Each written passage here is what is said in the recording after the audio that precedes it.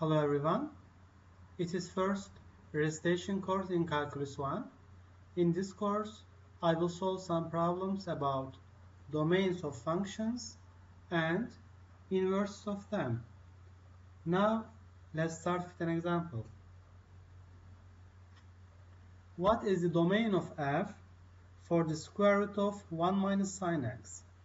We know that inside of square root function cannot be negative. Let's check inside of square root function. We have 1 minus sine x.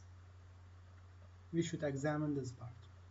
We know that sine is between minus 1 and 1 for each x. It implies that 1 minus sine x is always equal or greater than 0. So we do not have a problem for the inside of the square root function. It implies that the set of all real numbers is the domain of the given function. Now we have a more complicated problem. Find the domain and range of the following functions. For the first function we have 1 over square root of 1 minus ln 1 plus x. We have three restrictions on the domain of the given function. The first restriction is the denominator of this fraction cannot be 0. And the second restriction is inside of logarithm or natural logarithm function, which is ln 1 plus x, cannot be negative. And the last restriction is inside of square root function is always 0 or a positive number. Let's start with first restriction. The denominator of the fraction cannot be 0. If and only if ln 1 plus x cannot be 1. If and only if we take exponential of both sides in this part, we have exponential ln 1 plus x is equal to exponential to the power 1. It implies that x plus 1 is e. So if and only if x plus 1 is not equal to e, if and only if x is not the number e minus 1. It is our first restriction. The second one, inside of ln, is always positive. If and only if x is always greater than minus 1, so x is in this interval from minus 1 to infinity. It is our second restriction. And the last one, inside of square root function is equal or greater than 0 implies 1 is equal or greater than ln 1 plus x. Again, take the exponential of both sides. We have e is equal or greater than 1 plus x. If and only if x is equal or smaller than the number e minus 1. Combining these two restrictions, we have the upper bound of the domain, which is e minus 1. In this part, the upper bound is infinity, and here we have e minus 1. So the upper bound of our domain is e minus 1.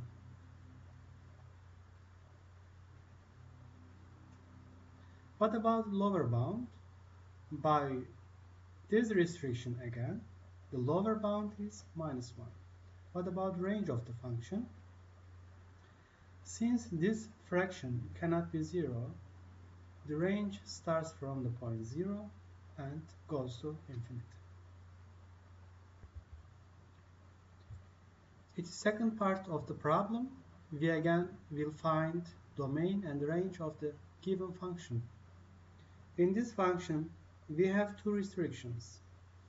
The first one, the denominator of the given expression is not equal to 0, and inside of square root expression is always equal or greater than 0. The first one, 1 minus square root of x minus 2, which is denominator of the fraction, is not equal to 0, implies that 1 is not equal to square root of x minus 2. Take the square of both sides, then we have x minus 2 is not equal to 1. This implies that x is not equal to 3. X is not defined on this point. By the second restriction, we have x minus 2 is always 0 or greater than 0, since inside of square root is always 0 or positive. This statement implies that x is always greater than 2. Now, what about domain of the given function? Since x is always greater than 0, the lower bound for the domain is 2. And since we have equality here, it's closed interval. It goes to infinity, but at the point 3, the function is not defined. So the domain is closed interval 2 to infinity except the point 3.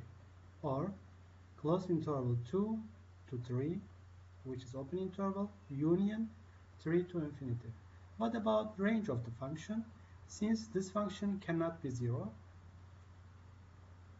and of course, since this expression can be 0, it starts from closed interval 1 and goes to infinity. Let's continue to find domains of some functions. In the first example, we have the addition of two square root functions, and we know that inside of square root functions cannot be negative. So x minus 1 is always equal or greater than 0. This implies that x is always greater than 1. By the second square root expression, we have 3 minus x is always greater than 0, implies that x is always equal or smaller than 3. We have two restrictions. The lower bound in our case is closed interval 1, upper bound is 3. And the second one, we know that inside of logarithm is always positive. So 4 minus x squared is always greater than 0, implies that x is between minus 2 to 2. Domain of the logarithm function in this example is from minus 2 to 2, open interval. In the third example, we have again a fraction and square root expression. So we have two restrictions on the domains. Let's combine them. Inside of square root function is always greater than 0. I combined two restrictions. It implies that absolute value of x is always must be greater than x. And this statement, when do we have this statement? When x is negative. For instance, for value minus 2, absolute value of 2, minus 2, which is 2, is always greater than minus 2. So if x is a negative value, number, the function is defined. What about the domain of the function? Domain of the function is from minus infinity to 0. We do not have a lower bound and the upper bound is 0. In the last problem, we have a logarithm, and we know that inside of logarithm is always positive. So x squared minus 4x plus 3 over x squared minus 4x plus 5 is always greater than 0. Let's substitute this expression. We can write x minus 3 times x minus 1. x minus 1 minus 3. And what about denominator? We have x minus 2 squared plus 1. This expression is always positive when x is smaller than 1 or x is greater than 3. If x is smaller than 1, we have negative value for this part. And we have negative value for this part also. So multiplication of this is positive. If x is greater than 3, this expression is positive. When x is 3, this expression is also positive. So we do not have a problem if we have these two cases. Let's combine these two intervals. The domain of the logarithm function for our problem is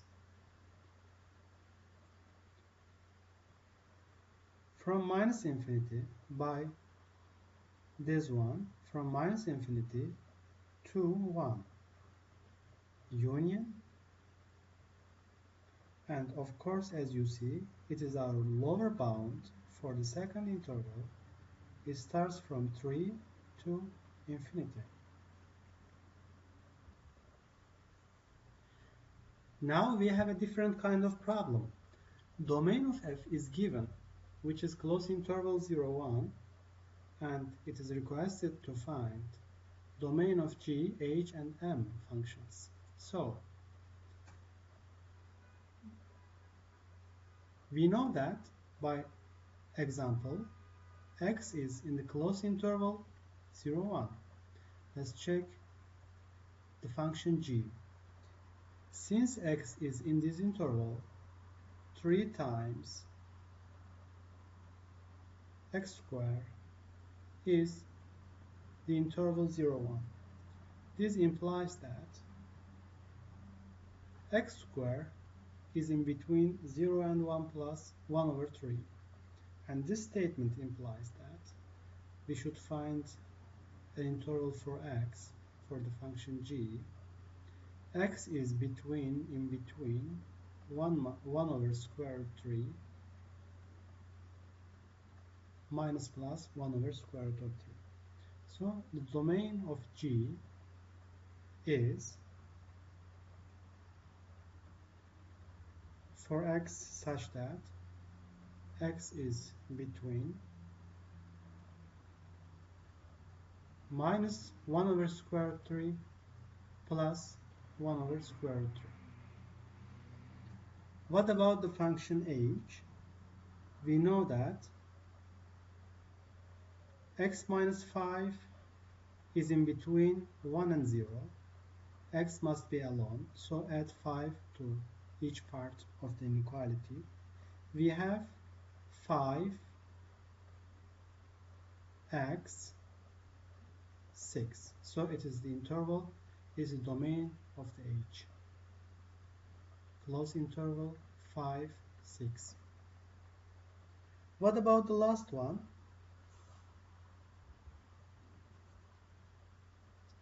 We have tangent for x inside of x. So tangent x is in between 0 and 1. This statement implies that n, which is an integer, times pi over 4 plus n times pi. N is an integer. So domain of M is x such that x in the interval of m pi and pi over 4 plus m pi. Now we have a problem about even and odd functions. Determine whether the given functions are even or odd. We know that when f of minus x is equal to x, the function is called even. When f of minus x is equal to minus f of x, the function is called odd. If you do not remember these formulas, just keep in mind the functions f of x and f of x squared. And we know that f of x squared is even and this is odd. Why? If you give minus 1 x instead of x, you have again x squared, which is f of x. And if you give minus x instead of x in this problem, you have minus x, which is minus f of x. In this case, we call the function odd. Let us check the question. It is the addition of two square root functions. Actually, it's not cube root functions. We always start to give minus x to the function f to determine whether the given function is even or odd.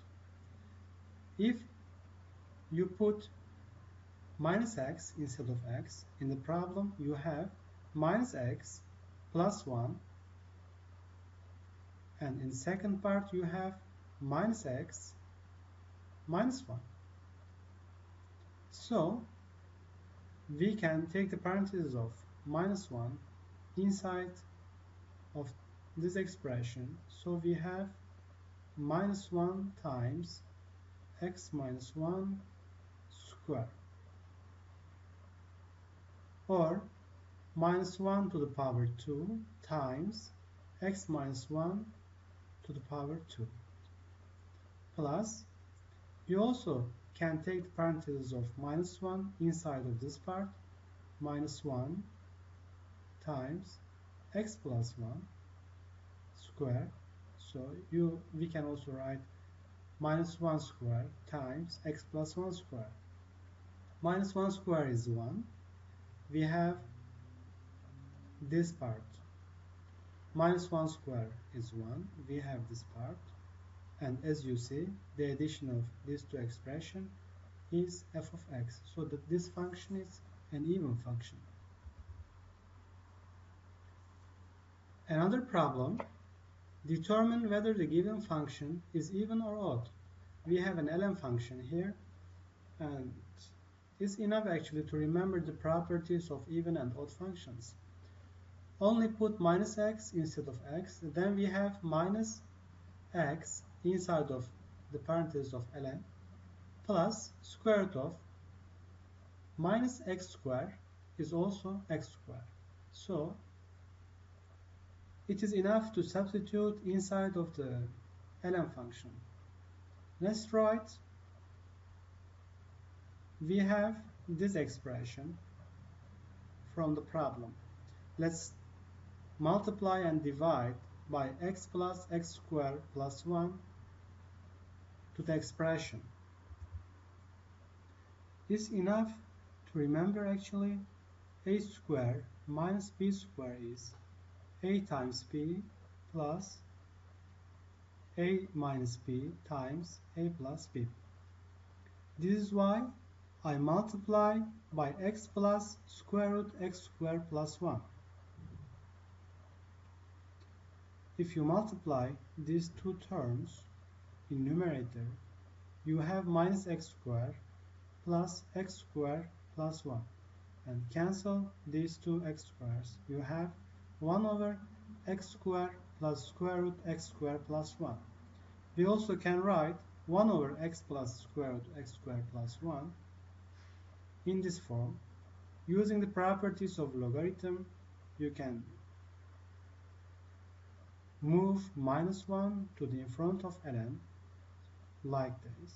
So minus, we have ln minus this expression. Just look at the given problem again.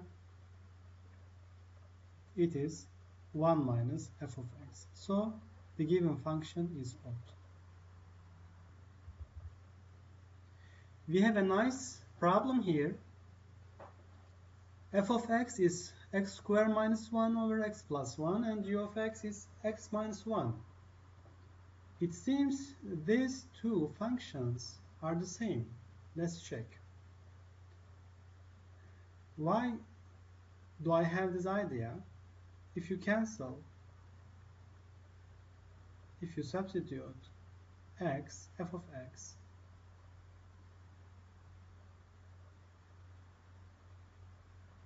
minus 1, x plus 1, x plus 1, and if you cancel these two terms, you have x minus 1, which is g of x. And you may think that f is equal to g, but it does not work. In order to have for two functions equality, we must check that their domains. If their domains are not equal to each other, we say that these two functions are not the same. Since their domains are different. What is domain of f? Let's check what is domain of f. Domain of f are all real numbers except the point minus 1. Minus 1 makes this function undefined. But g is a polynomial and is continuous everywhere. And domain of g is all real line. Since their domains are not the same, they are not the same functions. Now we have a problem about linear equations, general form of linear equations. Write the general linear equation for the line through the points of minus 2, 1 and 2, minus 2. Let's first find the slope of the line. Slope, which is m, is equal to y2 minus y1 over x2 minus x1.